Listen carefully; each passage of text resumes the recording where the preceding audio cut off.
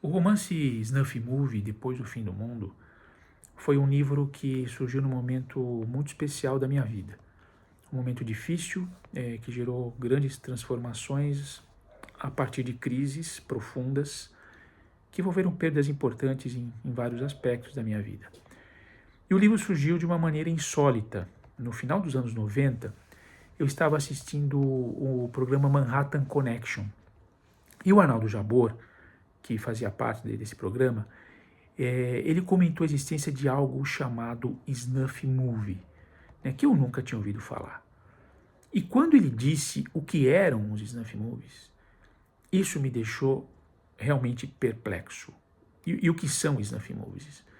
Snuff Movies são filmes pornográficos onde, depois das cenas de sexo, um dos atores, desavisadamente, é claro, é amarrado, torturado e assassinado em cena, né? Isso me causou um impacto tremendo, né? Eu nunca tinha ouvido falar disso e eu percebi que aquilo que eu estava ouvindo era a coisa mais sórdida que eu poderia imaginar em termos de perversidade humana ou de falta de humanidade.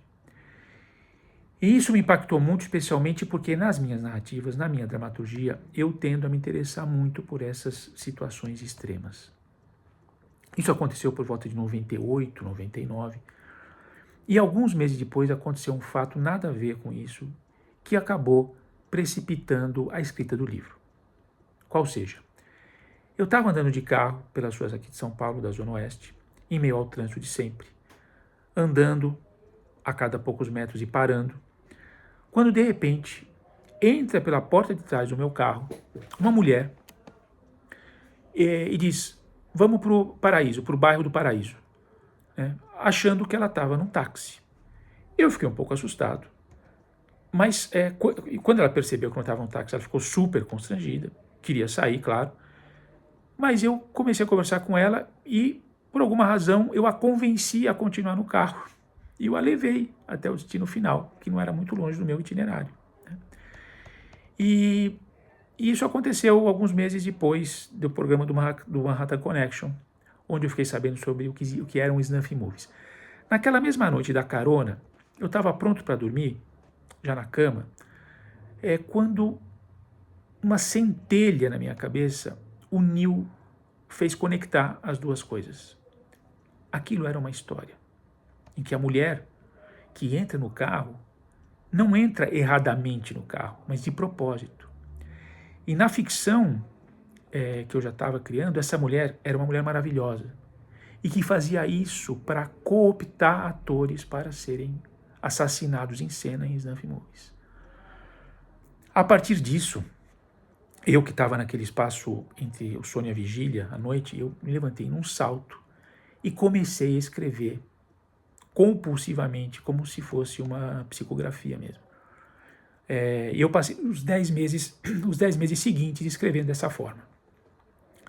E sobre a minha experiência escrevendo esse livro, naquele momento que eu estava vivendo, eu diria que ele foi fundamental para a minha sobrevivência naquela fase, né, naquela crise que eu estava enfrentando. Eu costumo dizer que se eu não tivesse escrito esse livro, eu teria morrido envenenado. E isso não é metafórico, né?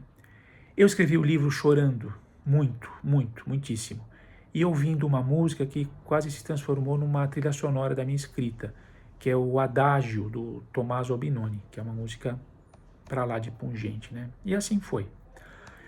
Falando um pouco do livro, eu queria dizer que, considerando aquela experiência de extrema sordidez dos Snuff Movies, o que o livro acabou se tornando tem muito a ver com uma frase do Nietzsche, que eu cito inclusive na contracapa, que é a seguinte: o ser humano é uma corda atada entre Deus e o animal, uma corda atada sobre um abismo, né? E o livro é justamente isso, o livro trafega nessa amplitude toda, né? Sendo que o que é o mais sublime? O mais sublime é o amor, né? O amor sacrificial, o amor de pura entrega, de pura doação, né? O amor com A maiúsculo.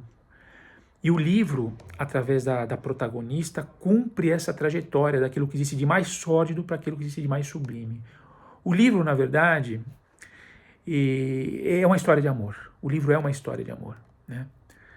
É algo como uma flor brotando no asfalto, né? Essa é a imagem do que o livro representa. Depois de escrito, eu comecei a procurar editoras, e a editora Casa Amarela se interessou muito. É uma editora importante que fazia a revista Caros Amigos e publicava livros do Frei Beto e do Jorge Bodocan, entre outros. E o livro foi publicado pela editora Casa Amarela. O que ocorre é que, com o passar do tempo, eu vi que o esforço de divulgação deles era muito falho. E aí eu resolvi fazer um distrato onde eu adquiri todos os direitos editoriais do livro, de direitos comerciais e autorais sobre a edição, e eu passei a vender o livro pela internet a partir disso, né?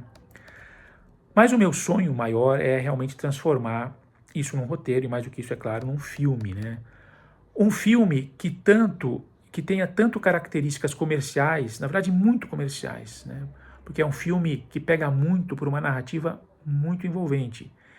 Em termos de gênero, o filme é um thriller também, né? E que tem um potencial, sim, de grande público, né? Mas que também, além disso, pelo que eu já expus, ele é um filme autoral, né? Porque ele representa uma visão de mundo, uma visão do ser humano como essa corda, né, com essa amplitude tão grande, de coisas tão diferentes, diversas e opostas mesmo, né? Então é isso, eu diria que o sonho mais importante da minha vida hoje é transformar esse livro em filme, e é claro que uma etapa intermediária disso é existir um roteiro para que isso aconteça.